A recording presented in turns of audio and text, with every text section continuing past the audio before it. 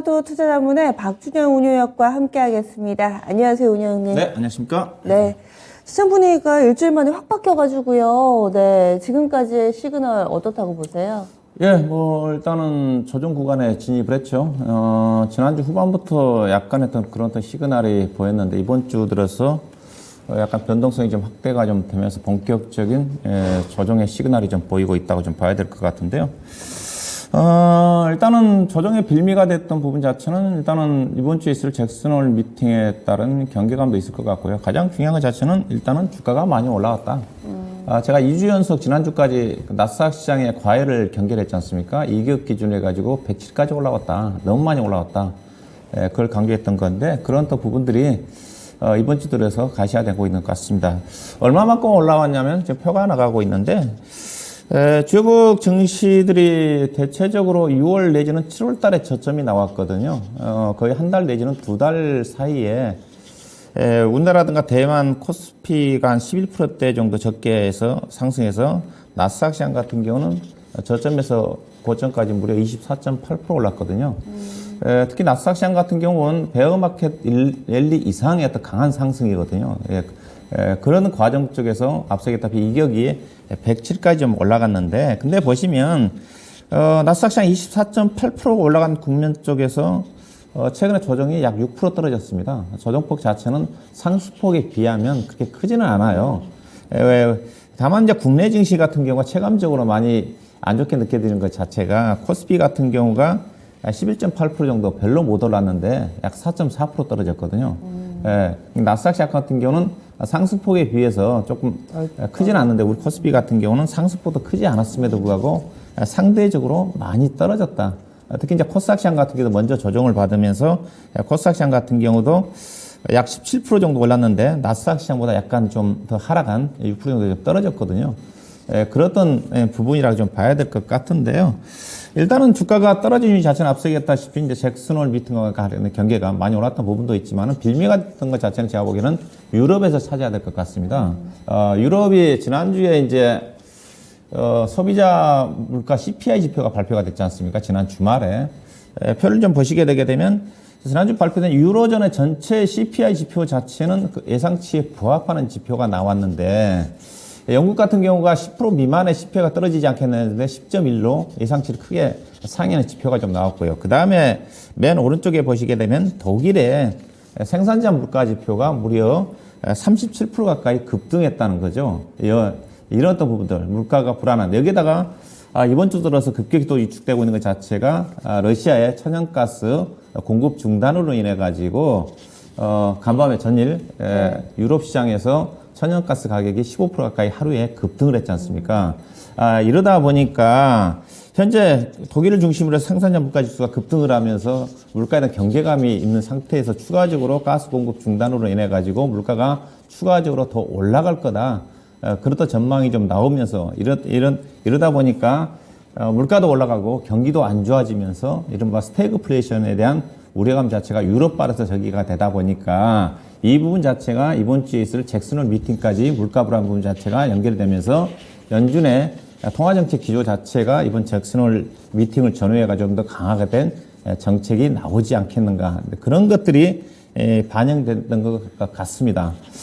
일단은 그 천연가스가 그래서 중요하다고 좀 봐야 될 것 같은데요. 천연가스가 간밤에는 표를 좀 보시게 되게 되면 제가 표 부분 자체는 자정 정도 전후입니다. 근데 자고 일어나 보니까 천연가스가 급락을 했어요. 약 4% 정도 떨어졌거든요.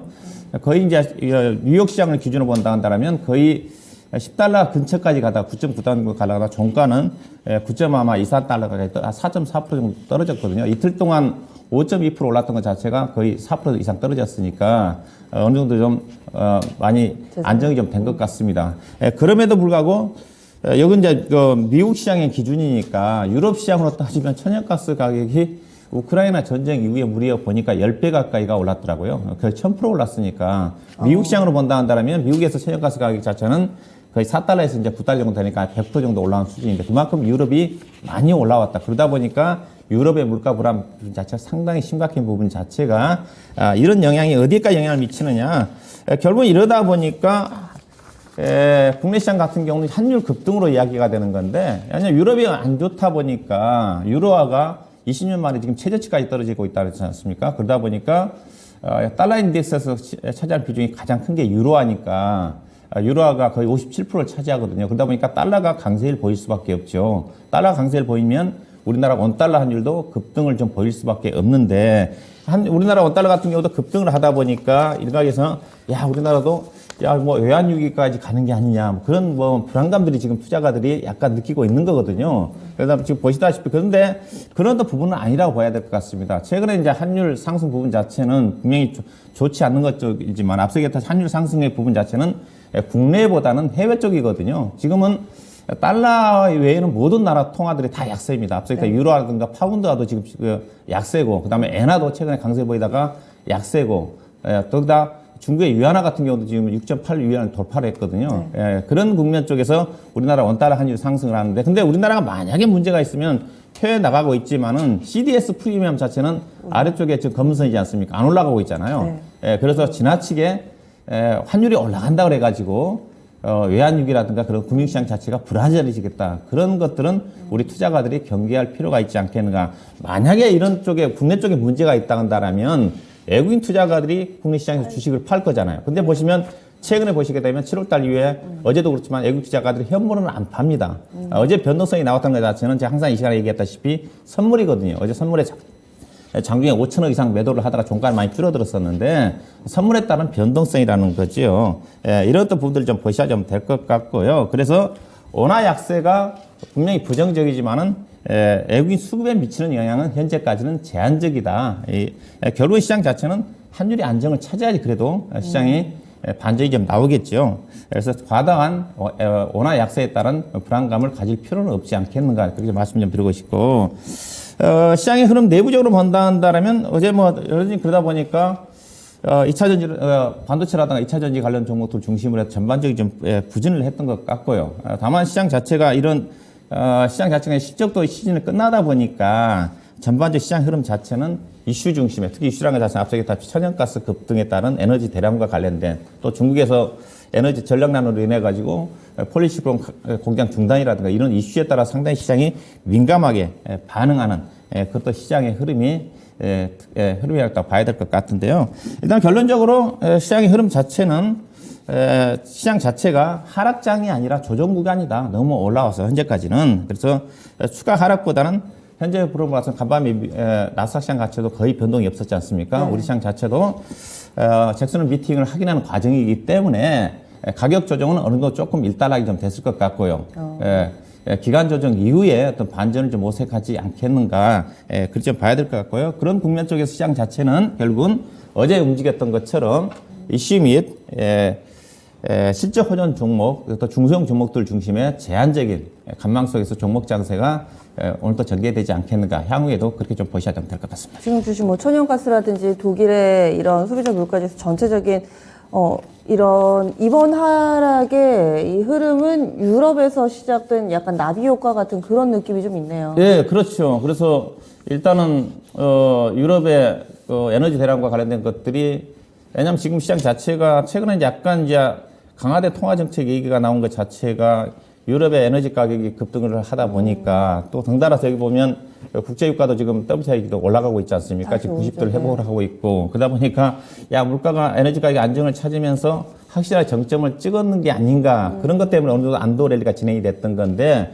유럽발 에너지 대란 부분 자체가 국제유가까지 꿈틀거리게 전개되면서 잭슨홀 미팅에서 약간의 긴축이 강화된 정책이 나오지 않겠나 쪽인데, 그거는 이번 잭슨홀 미팅 부분 자체는 그렇게 중요하지 저는 않다고 봐요. 왜냐하면 작년도 같은 경우는 엄청 중요했거든요.